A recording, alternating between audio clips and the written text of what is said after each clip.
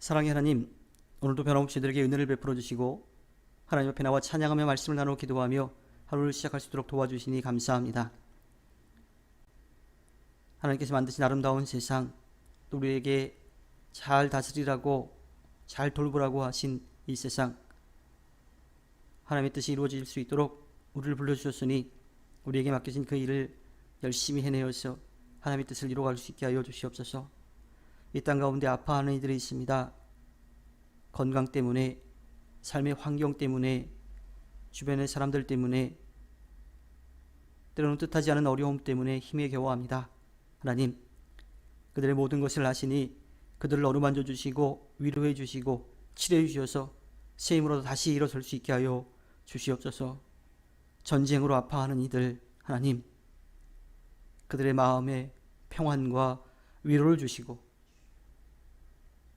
그들이 그 어려움을 벗어날 수 있게 하여 주시옵소서. 꾸민의 모든 가정들 하나님 앞에 바로 서서 하나님 앞에 기쁨을 드리는 삶 살아내기를 원합니다. 그리스도의 몸된 공동체를 아름답게 이뤄갈 수 있게 도와주시고 맡겨진 직분과 사명, 또 이 땅에서의 삶의 자리를 아름답게 지켜가게 하여 주시옵소서. 그들의 가정 가운데 믿음으로 하나가 될 수 있게 알려주시고 사랑으로 하나가 될 수 있게 알려주시고 주님 안에서 꿈을 꾸며 살아갈 수 있게 하여 주시옵소서. 하나님께서 맡기신 사명을 위해 건강을 회복하고 또한 기도하며 준비한 일들이 펼쳐져 가기를 원합니다. 하나님, 가장 좋은 길로 열어주실 것을 믿고 나아가 승리하게 하여 주시옵소서. 새로운 삶의 자리를 기도하며 준비해 갑니다. 하나님, 그 모든 과정 가운데 함께 하여 주시고 특별히 자녀들 어린이집으로 옮기는 그 과정 가운데에도 모든 상황과 지혜를 허락하여 주시옵소서. 또한 아버지 하나님, 새로운 꿈을 꾸며 나아갑니다. 열심히 노력한 그 결과를 얻을 시간이 다가옵니다. 하나님, 끝까지 열심을 다하게 도와주시고 또 그에 맞는 아름다운 열매들을 거둘 수 있게 하여 주시옵소서. 또 믿음이 자라나고 있는 이들 가운데에도 함께 하여 주시고 그들이 스스로 하나님 앞에 나오고자 하는 그 마음을 얻고 믿음으로 설 수 있도록 인도해 주시옵소서. 또 여러 가지 상황 가운데 하나님 앞에 나오지 못하는 이들 있습니다. 하지만 그들 마음은 하나님께로 향할 수 있게 도와주시고 어느 곳에서든지 영과 진리로 하나님을 예비하는 삶 살게 하여 주시옵소서.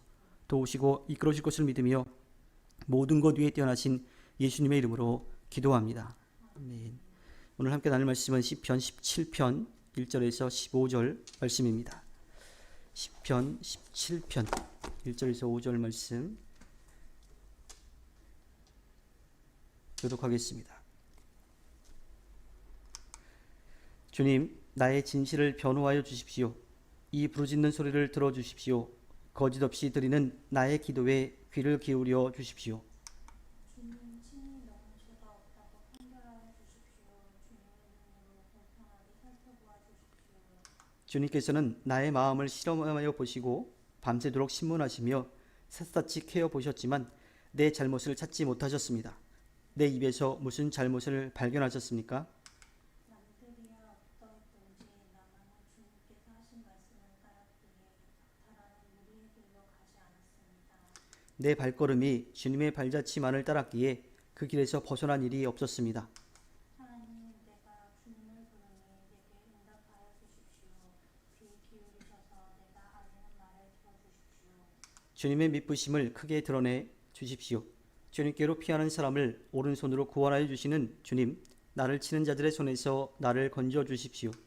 주님의 눈동자처럼 나를 지켜주시고 주님의 날개 그늘에 나를 숨겨주시고 나를 공격하는 악인들로부터 나를 지켜주십시오. 나의 생명을 노리는 원수들이 나를 둘러싸고 있습니다. 그들의 몸뚱이는 기름기가 번데르르 흐르고 그들의 입은 오만으로 가득 차 있습니다. 마침내 그들이 나를 뒤따라와 에워싸고 이 몸을 땅바닥에 메어치려고 노려봅니다.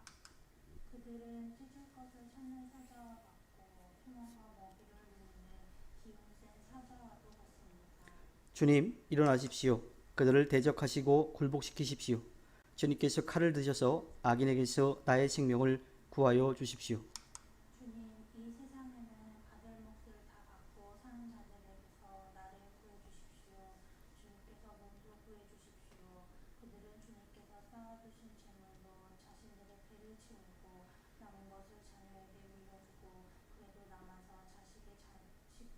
다시 올려줍니다. 함께 봅니다. 나는 떳떳하게 주님의 얼굴을 뵙겠습니다. 깨어나서 주님의 모습을 배울 때에 주님과 함께 있는 것만으로도 내게 기쁨이 넘칠 것입니다. 아멘. 오늘도 변함없이 우리들에게 베풀어주시는 하나님의 끝없는 은혜를 누리며 살아가는 꿈미래의 모든 분들이 되기를 소망합니다.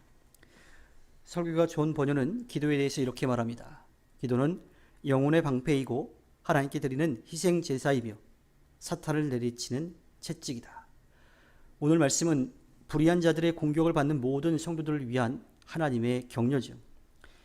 또 어떤 학자는 이 시에 대해서 하나님의 보호를 요청하는 무죄한 성도의 기도라고 하는 제목을 붙이기도 합니다. 역경을 만난 우리들에게 있어서 기도는 마지막 무기요, 또 가장 강력하고 확실한 무기입니다. 기도하는 사람은 어떤 고난과 실패를 겪는 가운데서도 우리를 이기게 하시는 하나님을 믿고 의지하며 나아가 승리하게 되죠. 오늘 말씀 13절에서 15절에 보면 다윗은 하나님을 대적하고 하나님의 자녀들을 부당하게 괴롭히는 자들이 세상에서 형통하지 못하도록 막아달라고 기도합니다. 그들의 손에서 자신을 구원해 주시기를 기도하던 다윗은 하나님의 구원을 확신하죠. 그리고 자신이 간신히 원수의 손에서 벗어나는 것뿐만이 아니라 하나님으로 인해 만족할 것에 대해서 믿음으로 고백합니다. 하나님께 호소하는 사람, 하나님께 믿고 맡기는 사람은 다윗의 이러한 고백을 경험할 수 있죠. 우리의 신앙은 간혹 연약함으로 인해서 흔들릴 때가 있어요. 주님의 미쁘신 그 놀라운 사랑을 우리가 체험하지 않으면, 그것을 의지하지 않으면 우리는 스스로 실망해서 하나님 앞에 나가려고 하는 그런 마음조차 먹지 못하는 경우가 있죠. 주님의 이 놀라운 사랑은 우리가 연약해졌을 때에 그 능력을 더욱더 발휘하게 됩니다. 이것을 알았던 다윗은 주님 앞에 마음을 털어놓으며 자신의 공로가 아니라 하나님의 은혜, 하나님의 돌보심, 하나님의 사랑에 호소했던 겁니다. 이것이 바로 주님을 의지하는 기도인 거죠. 다윗은 어렸을 때부터 주님을 의지하고 주님께 맡기는 것에 익숙한 사람이었습니다.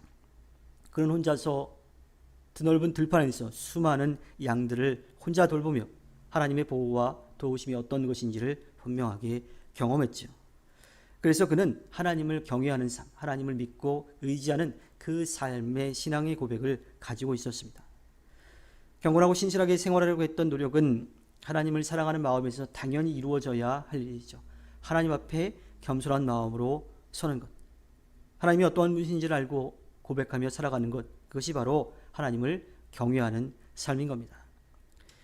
그런데 다윗은 어려움을 겪는 그 과정 가운데 하나님 앞에 호소합니다. 자신은 아무런 흠이 없고 평소에 말도 조심했고요, 또 주님의 길에서 벗어나지 않았다라고 이야기합니다. 사실 이것은 하나님 앞에 나는 의로운 사람이지 않습니까? 라고 자신을 높이려고 하는 교만의 말이 아닙니다. 자신은 그렇게 살려고 노력했는데 하나님, 불의한 자들이 저렇게 성공하고 있는데 자식의 자식들까지도 불의한 것을 통해서 살아가는 그러한 것을 누리고 있는데 이건 분명히 잘못된 거 아닙니까? 하나님 분명하게 공의로 심판하여 주십시오.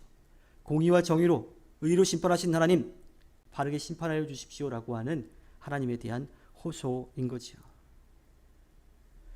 하나님이 자신의 상황을 공의로 판단해 주시기를 바랐기에 주님의 공의와 사랑으로 판단해 주시기를 호소했던 겁니다. 하나님 앞에서 우리 자신을 스스로 의롭다라고 내세울 수 있는 사람은 아무도 없어요. 하나님의 은혜가 아니면 우리는 살아갈 수 없는 존재인 거죠. 다만 하나님을 의지하려고 살아가서 하나님께 의롭다라고 여겨지는 사람만 있을 뿐입니다. 그렇게 은혜를 베풀어 주신 것을 다윗은 기이한 사랑, 미쁘신 사랑, 놀라운 사랑이라고 그렇게 고백합니다. 다윗의 고백처럼 주님의 사랑은 너무나 놀랍지요. 우리가 다 알 수가 없습니다. 세상의 방식과는 달라요. 세상에서는 나에게 필요한 것을 주는 사람을 사랑하는 경우가 있어요. 혹은 내가 사랑받고자 하는 마음으로 사랑을 주는 경우가 있어요. 그런데 하나님의 사랑은 그렇지 않습니다. 하나님의 사랑은 주는 것으로 기뻐하시고요, 또 그 사랑을 받아주기를 그렇게 바라시는 거죠. 다윗은 오늘 7절에서 기도합니다. 주님의 미쁘심을 크게 드러내 주십시오. 주님께로 피하는 사람을 오른손으로 구원하여 주시는 주님, 나를 치는 자들의 손에서 나를 건져 주십시오. 의로 심판하신 하나님, 공의로 심판하신 하나님, 그 심판을 지금 이루어 주십시오 하고 기도하는 거예요. 이유를 알 수 없는 역경 앞에서 우리는 어떻게 기도해야 할까요? 이 어려움을 좀 이겨내게 해주십시오. 내가 이 어려움만 좀 이겨내면 하나님 제가 뭐든지 하겠습니다라는 식의 기도를 하고 있지는 않습니까? 정말 우리가 기도해야 될 것은 다윗이 오늘 말씀에서 기도하는 것과 같은 기도입니다. 주님의 놀라우심, 주님의 미쁘신 일이 이루어지게 해달라고, 그것이 드러나게 해달라고 기도해야 합니다. 또 어려움 가운데서도 하나님의 사랑을 더욱 깊이 깨닫게 해달라고 기도하는 삶을 살아야 합니다. 그래야 눈앞에 펼쳐진 그 어려움 가운데 짓누르지 않고 포기하거나 절망하지 않을 수 있어요.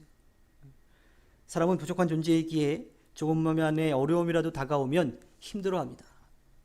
어떻게든 이것만 좀 벗어났으면 좋겠다라고 생각해요. 그런데 그것은 근본적인 해결책이 아니죠. 하나님의 의가 실현되어야지만, 하나님의 아름다운 뜻이 펼쳐져야지만 제대로 벗어날 수 있는 겁니다. 우리가 심각한 어떠한 상황 속에서도 정말 하나님께 기도해야 될 것은 하나님의 크고 놀라운 역사가, 그 사랑이 우리에게 이루어지게 해달라고 하는 것, 우리가 그것을 체험하게 해달라고 하는 것, 그것이 필요합니다. 다윗은 자신의 처절한 간구를 정리하면서 15절에서 말합니다. 나는 떳떳하게 주님의 얼굴을 뵙겠습니다라고 고백하죠. 이것은 어느 순간 가운데서도 흔들리지 않고 주님만을 바라보겠다라고 하는 거예요. 공의와 정의로 심판하신 하나님 앞에 바로 서서 하나님의 놀라운 일을 고백하겠다라고, 그것을 체험하고 전하겠다라고 하는 이야기입니다. 역경 중에서도 실족하지 않고 끝까지 주님의 길을 걸으며 떳떳하게 주님의 얼굴을 바라볼 것이라고 하는 믿음의 고백인 거죠. 다윗은 어떠한 어려움 가운데서도 그의 눈을 돌리지 않았습니다. 하나님께만 향했어요. 또한 주님이 그를 구원해 주시는 상황이 이전에, 그 전에도 그는 그렇게 해주실 것을 믿고 고백하며 감사의 고백을 드렸던 거죠. 원통하고 무서운 일을 당하는 중에도 신앙적인 회의감에 사로잡히거나 주님을 원망하지 않고 자신의 만족은 주님께 있다라고 다윗은 분명하게 고백합니다. 어려움 가운데서 믿음이 흔들릴 때 우리는 조금만 더 힘을 내서 하나님을 믿고 하나님께 맡기며 나아가야 합니다. 또한 하나님 뜻대로 살겠노라고 결단하는 삶을 살아야 하죠. 하나님께서는 그 믿음을 기쁘게 보시고 분명하게 응답해 주실 것입니다. 어려움을 겪지 않는 것이 복이 아니, 어려움을 겪는다 하더라도 그것을 이겨내는 것, 그 힘을 하나님께로부터 얻는 것, 그것을 믿고 나아가는 것, 그것이 참된 복임을 깨달아야 합니다. 이것이 그리스도인들이 갖고 있는 진정한 행복이자 만족인 거죠. 스스로 자신을 의지하면 넘어질 수밖에 없어요. 우리는 부족한 존재이기 때문에 어쩔 수가 없습니다. 하지만 변치 않으시고 우리를 사랑하시고 우리를 살리려고 하시는 그 주님의 사랑을 의지한다면 어떠한 상황 가운데서도 우리는 다시 일어설 수 있습니다. 하나님께서 허락해 주신 오늘 하루를 살아갈 때 언제나 우리를 도우시는 하나님을 믿고 의지하며 나아가 승리하는 꿈미래의 모든 분들이 되기를 주님의 이름으로 부탁드립니다. 기도하겠습니다.